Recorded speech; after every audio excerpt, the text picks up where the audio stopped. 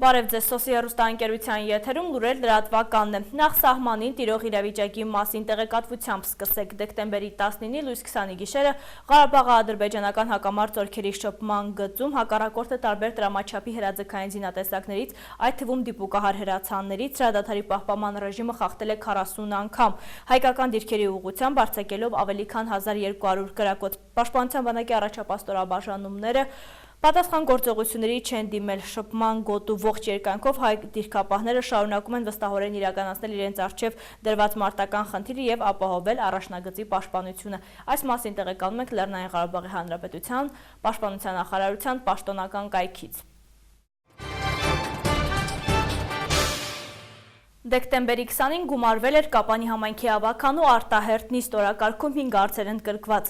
Ավականին հաստատեց 2017-ից 2021 թվականների զարգացման ծրագիրը, ինչպես նաև 2017 թվականի գլխավոր ֆինանսական փաստաթուղթը։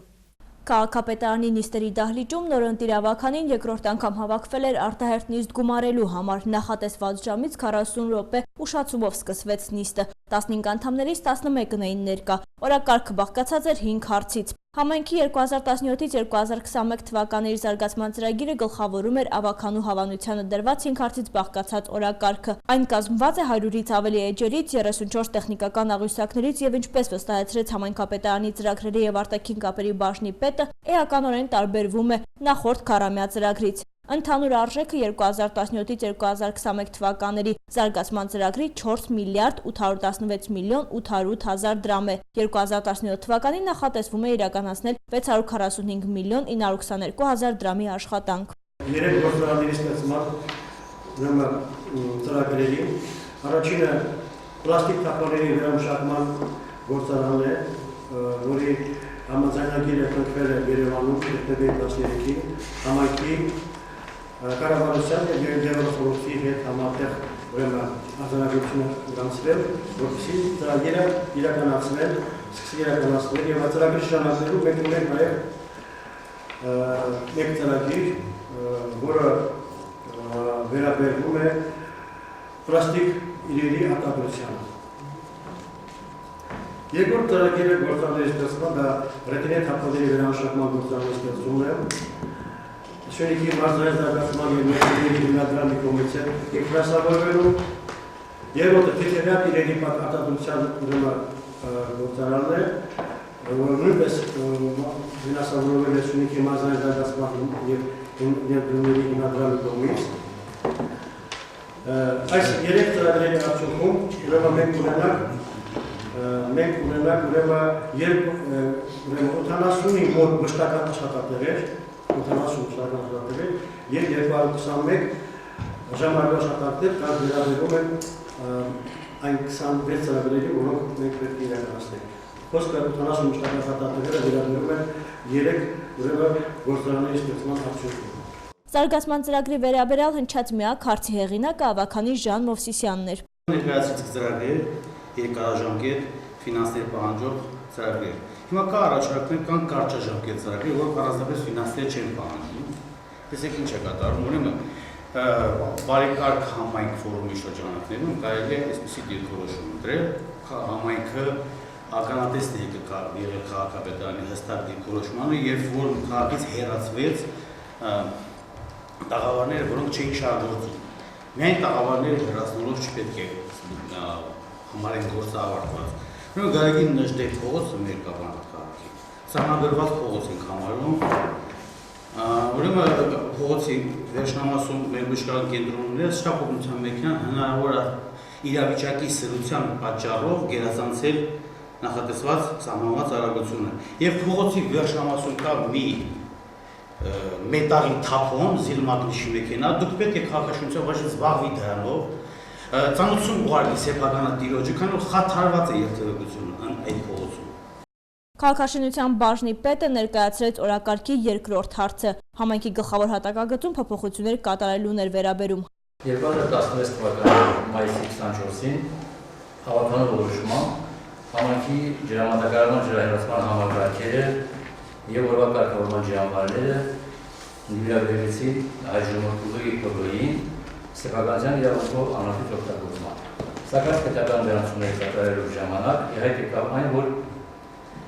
նշյալ օբյեկտները զբաղեցնում են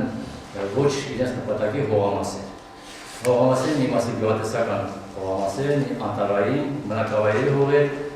եւ անհրաժեշտություն է առաջացել, որպեսզի պետական գրանցում կարողանան կատարել, փոխադրել տրանսպորտի կապի կոմունալ օբյեկտների հողերի։ Իսկ գործնական նշանակությունը ըստ իրենց նշանակության կոմունալ օբյեկտների հողերի։ Երրորդ կետով ավականին տեղական տուրքերի եւ վճարների նոր դրույքաչափեր սահմանեց եկամուտների հաշվառման եւ հավաքագրման բաժնի պետ Տիգրան Հովհաննիսյանը պարզաբանեց, թե ինչու է նոր դրույքաչափեր սահմանելու անհրաժեշտություն առաջացել։ Տեղական տուրքերը գանձվում էին մեկ թվով, այսինքն ավականու որոշմամբ օրինակ խմիչքի եւ ծխախոտի համար գանձվում էր խմիչքի համար 15000, իսկ ծխախոտի համար 8500 դրամ։ Հիմա օրենքի մեջ փոփոխություն է մտցվել եւ պետք է գանձվի ըստ քառակուսի նորմերի։ Մինչև 26 քառակուսի մետր, 26-ից 50-ից ավել։ Չորրորդ կետը վերաբերում էր համայնքի 2015 թվականի դեկտեմբերի 21-ին կայացած որոշման մեջ փոփոխություններ եւ լրացումներ կատարելուն։ Այս որոշման նախագծի փոփոխությունը հիմնականում կապված է կառավարության 2016 թվականի սեպտեմբերի 22-ի 1017 որոշման Կապան համայնքին հատկացված 3 միլիոն այլընտրանքի դրամաշնորհների եկամուտների հաշվառման եւ հավաքագրման բաժնի կողմից կատարված գույքագրման արդյունքի եւ բյուջեի եկամուտների կատարողականի վերլուծության արդյունքի հիման վրա։ Այսինքն բյուջեին պետք է մենք կատարենք հետեւյալ փոփոխությունը։ Ուրեմն տեղական տուրքերում համայնքի տարածքում շենքերի թույլտվությունների համար հիմնական շինությունների համար ավելացնում ենք 420,000 դրամ,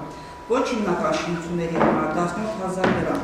Օրակարգը եզրափակող հարցը համայնքի գլխավոր ֆինանսական փաստաթղթի հաստատելն էր։ 2017 թվականի բյուջեն հավասարակշռված որակեց ֆինանսա-բյուջետային բաժնի պետ Իվետա Թադևոսյանը, պարզաբանելով համայնքն ունենալու է եկամուտների եւ ծախսերի հավասարակշռություն։ Բյուջեից աշխատավարձի ֆոնդին բաժին է ընկնում 946 միլիոնը, այսինքն 74.9%-ը։ Բնակարանային շինարարություն եւ կոմունալ ծառայությունը, փողոցների լուսավորում կատկացվի 28,600,000 դրամ, հանգիստ, մշակույթ եւ կրոն, իր մեջ ներառում է հանգիստ եւ սպորտի ծառայություններ 5,500,000 դրամ, մշակույթի ծառայություններ, գրադարաններ 46 միլիոն դրամ, մշակույթի տներ, ակումբներ, կենտրոններ 50 միլիոն դրամ,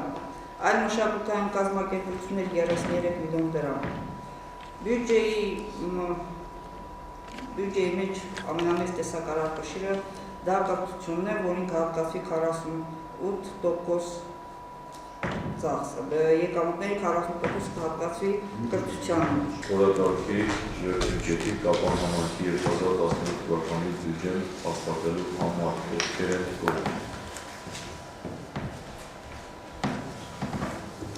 ովքեր են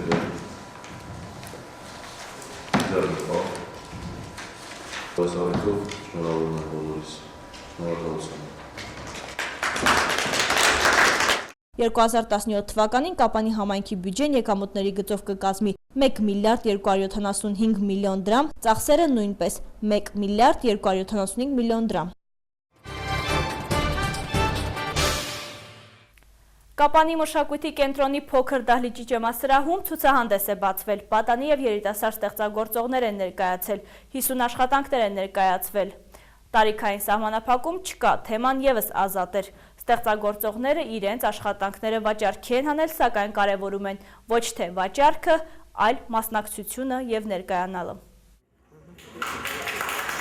Շփոթմունքն ու հուզմունքը մի կողմ դնելով պատանի նկարիչները պատվավոր ձևով կտրեցին ցուցահանդես վաճառքի կարմիր ժապավենը։ Ջեմասրահ մուտքն ազատ է։ Ազատ էր նաև ներկայացված աշխատանքների թեման։ Միտքային էր, որպեսզի մեր երիտասարդներին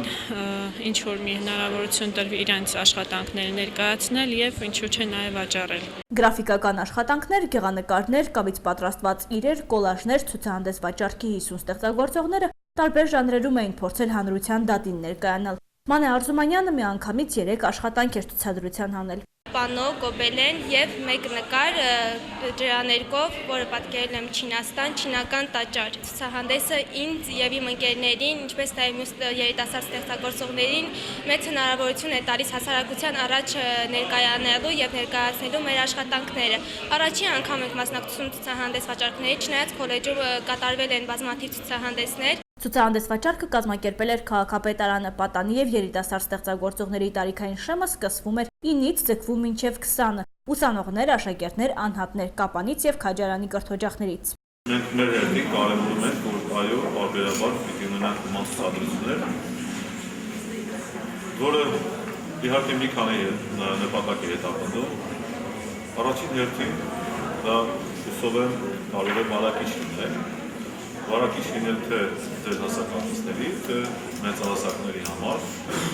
որովհետև տարվա ընթացքում փորձում են կազմակերպել 1-2 նման ցուցադրություն եւ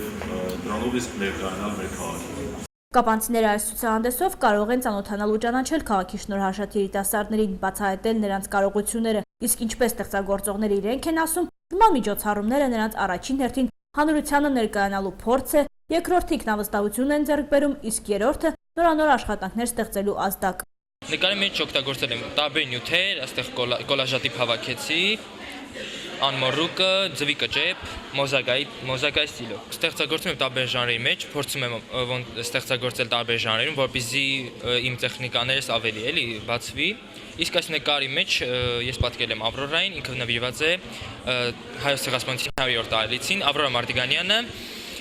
նա ցեղասպանությունը վերապրած էր։ Ցուցահանդես վաճառքը 3 օր կտևի։ Պատանի եւ երիտասարդ ստեղծագործողները վստահեցրին, որ կարևորություն չեն տալիս վաճառքին, կարևորությունը ներկայանալու եւ մասնակցության մեջ է։ Կապանի արվեստի պետական քոլեջի փոքր դահլիճում կազմակերպված միջոցառումը գրական երաժշտական էր։ Սիրո թևերով խորագիրը կրող երեկոյին հնչեցին հայ արտասահմանյան դասականների ստեղծագործություններ, Թումանյանի, Պարույր Սևակի տողերը։ Հանդիսատեսի դատին են հանձնվել նաև կերպարվեստի գործեր։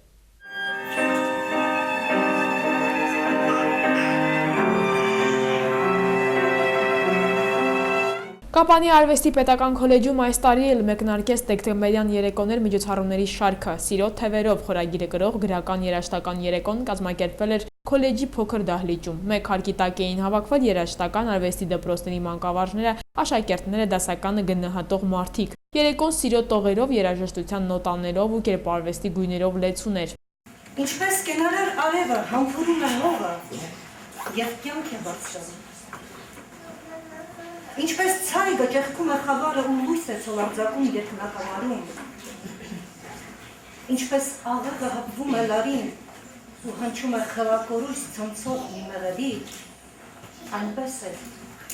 երբ սերն է հպվում հոգում, հրաշք է ցոլարձակում կյանքի դուրս։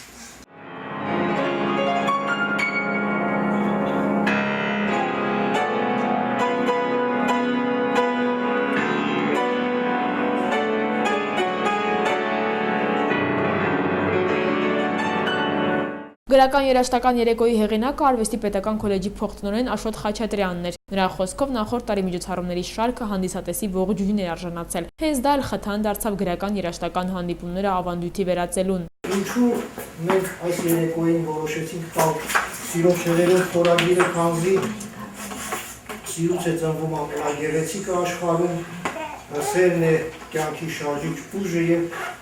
սիրուց են ստեղծվել, արարվել արվեստի ամենամեծ ստեղծագործությունները։ Ջութակ, թավջութակ, դաշնամուր, կիթառ, վոկալ, ասմունք հանդիսատեսի դատին հանձնվեցին Առնո Բոբաջանյանի, Էդվարդ Միրզոյանի, Սերգեյ Ռախմանինովի ստեղծագործությունները, Պարույր Սևակի, Թումանյանի հայտնի տողերը։ Երեկոյին կատարումներով հանդես գալու հրավեր էր ստացել նաև Հայաստանի ֆիլհարմոնիկ նվագախմբի ջութակահար կապանցի Վահե Փարսադանյանը։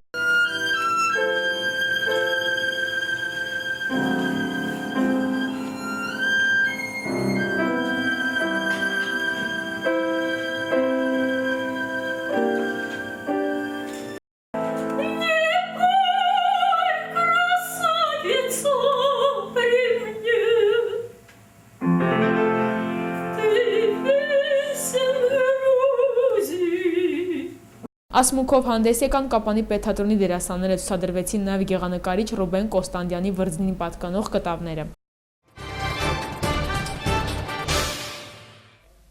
Բերլինում բեռնատար մեքենան մխրճվել է ամբոխի մեջ, զոհվել է առնվազն 12 մարդ։ Թուրքիայում Ռուսաստանի Դաշնության դեսպանի սպանությունը Մոսկվան ահաբեկչություն է որակել, թողարկման միջազգային լուրերը։ Ողբերգությունը Բերլինում, որտեղ ամբոխի մեջ է մխրճվել բեռնատարը, ահաբեկչություն էր։ Այդ մասին հայտարարել են իրավապահ մարմինները, որոնք հակված են կատարվածը որակելու ահաբեկչություն։ Բեռնատարի անիվների տակ զոհվել է առնվազն 12 մարդ, մոտ 50-ը վիրավորվել է։ Վարորդը ձերբակալվել է, նշվում է, որ նա փախստական է ծագումով Աֆղանստանից կամ Պակիստանից, ով Գերմանիա էր եկել այս տարվա փետրվարին։ Ոստիկանությունը այդ տեղեկատվությունը չի մեկնաբանում։ Մեքենան պատկանում էր բեռնափոխադրումների լեհական մի ընկերության։ Վերջինիս ղեկավարը հայտարարել է, որ վարորդի հետ կապը խզվել էր ողբերգությունից մի քանի ժամ առաջ։ Ոստիկանությունը ենթադրում է, որ հարձակում կատարածը սպանել է վարորդին եւ փախցրել բեռնատարը։ Թուրքիայում Ռուսաստանի դեսպան Անդրեյ Կարլովը մահացել է երկուշաբթի երեկոյան իր վրա կատարված հարձակման արդյունքում։ Մոսկվան կատարվածը ահաբեկչություն է որակում։ Հանցագործը կրակ է բացել, երբ դեսպանը Անկարայի ժամանակակից արվեստի պատկերասրահում ելույթ էր ունենում Ռուսաստանը թուրքերի աչքերով լուսանկարչական ցուցահանդեսի բացման ժամանակ։ Թուրքիայի իշխանությունները արդեն հայտարարել են, որ կրակ բացածը ոստիկանության հատուկ ստորաբաժանման աշխատակից էր, այդ պատճառով զենքը ձեռքին ներկա էր արարողությանը, որտեղ ելույթ էր ունենում Ռուսաստանի դեսպանը։ Անդրեյ Կարլովը ծնվել է 54 թվականին։ Նա այդ պաշտոնում նշանակվել էր 2013 թվականի հուլիսին։ Հարձակում կատարածը դեսպանի վրա կրակելիս հայտարարել էր, որ դա վրեժ է Սիրիայի եւ Հալեպի համար։ Սկզբում նա խոսել է արաբերեն, այնուհետև թուրքերեն։ Նա գնդակահարվել է ոստիկանական գրոհի ընթացքում։ Ոստիկանությունը հայտարարել է, որ նրա եւ հարազատների բնակարաններում խուզարկություն է կատարվում։ Անկարայում Ռուսաստանի դեսպանատունը շուրջօրյա ուժեղացված հսկողության տակ է վերցվել։